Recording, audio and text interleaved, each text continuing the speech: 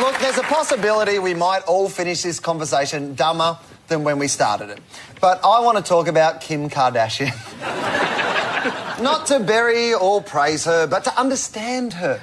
People who say she's famous for nothing have it all wrong. We once at Gruen called Ricky Ponting the Endorsinator, but he's a wind-up toy next to her cyborg.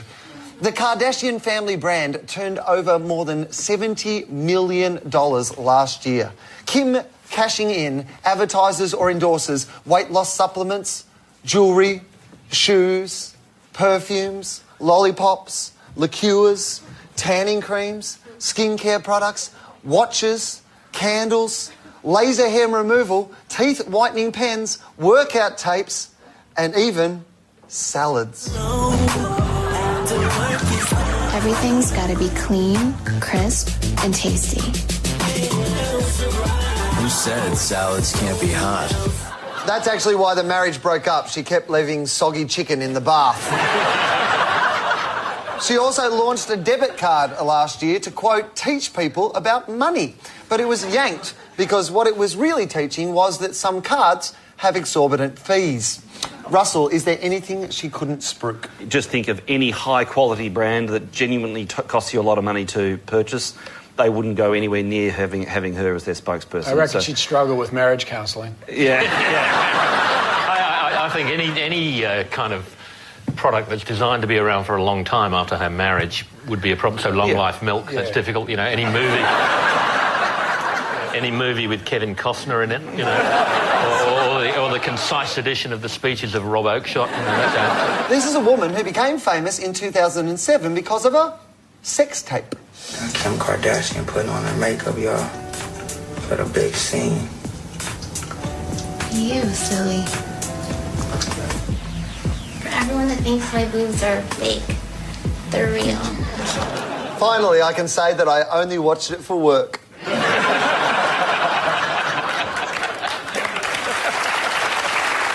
Kardashian claimed the tape was leaked, conveniently, just in time to publicise her new reality show. In case anyone missed the point, she then posed for Playboy, porn as publicity. Susie, what does that say about the media world we live in? We're trashy. That's what's happened.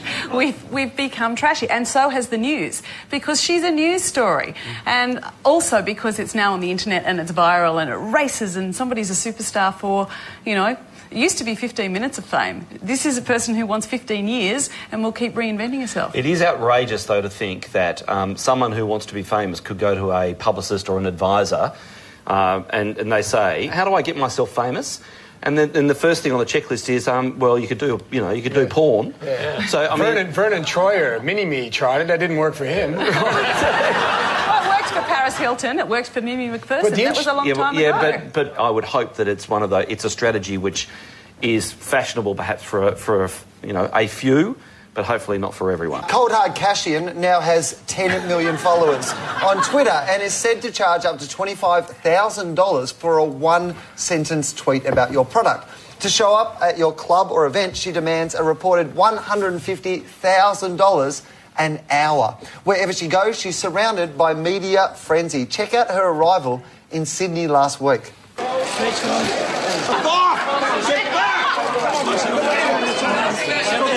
And her fans are just as rowdy. It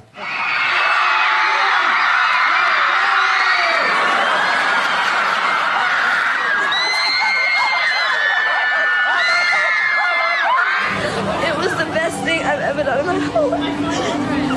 Oh my God, I love you. That's just everything that's wrong with everything. That was before she healed the lepers.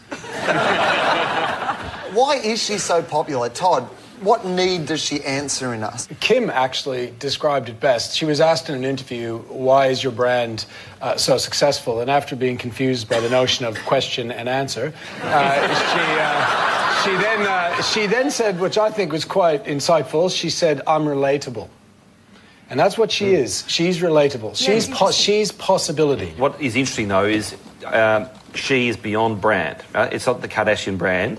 She's actually a media.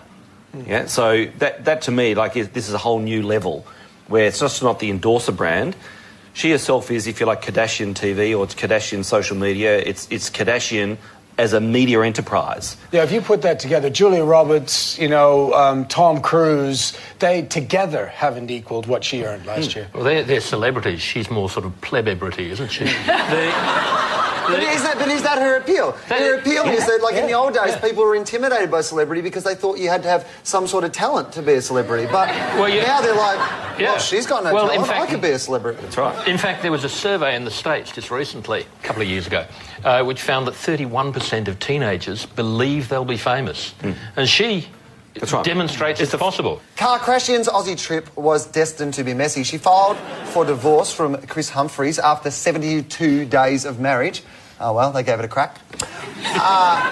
Instead of grieving, she flew to Australia, staying for 2 of a planned 5 days, making 3 public appearances to sell handbags and doing interviews. 10's Evening News, 7's Sunrise, and Kyle and Jackie O. When asked about her divorce, she responded, I mean, I don't really think I'm ready to get into all the details of it. You know, I don't think I'm ready to, like, get into the details of it. I mean, I don't think that I'm really ready to go into, the details of really what went on. I don't think she was ready to go into the details.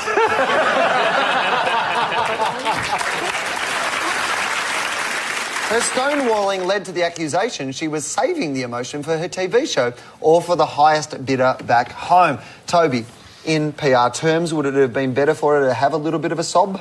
If her marriage was worth $250,000 a day, which it was to her, sobbing about the breakdown of it has got to be worth 5 or 10 mil. Now, you don't give that away to Angela Bishop. Well,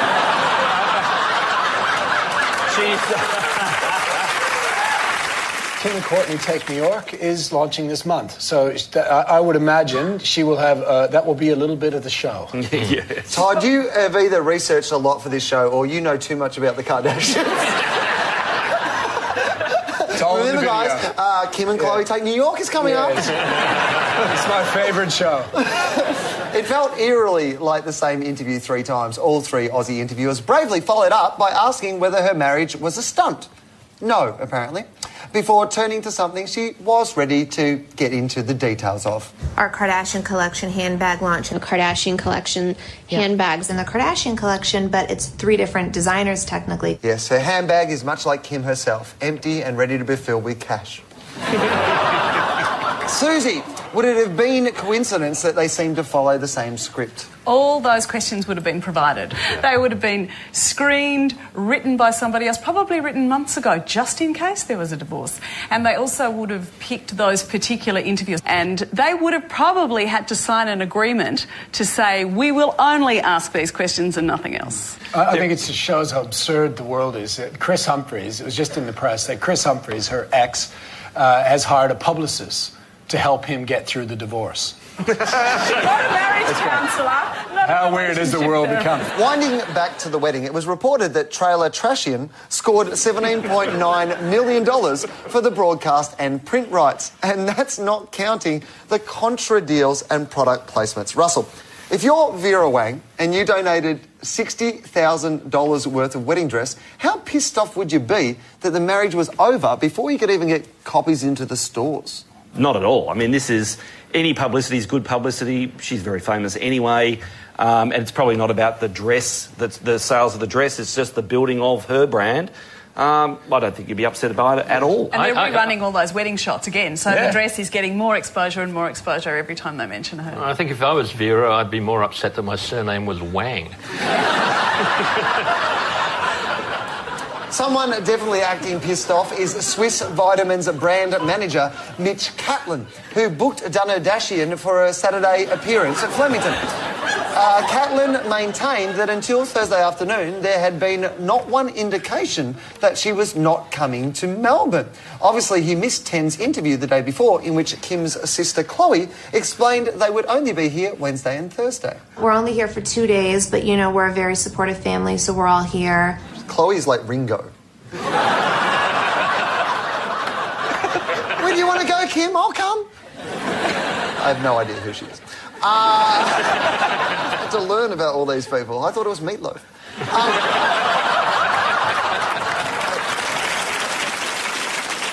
Toby, what chance Mitch was just milking the situation for as much publicity and sympathy as possible? It would have been Christmas for Mitch. It was a bigger story that she didn't come than she did. He didn't have to pay all that money. He didn't have to make conversation with her. Think of all the sausage rolls they saved on Chloe. Yeah, it's right. Well, it shows, the thing about what she chose to do and not do when she came here just shows how much of a ruthless business woman that she actually is, because her excuse for coming off the back of her divorce was that she didn't want to let anyone down. She had made commitments in Australia and she wanted to follow through with those commitments. But there were only some commitments that she was going to follow through on, and those commitments were those that were directly related to the sale of the bag. Of course, if you want publicity bang for your buck, there's only one question you should ask. What would Putin do?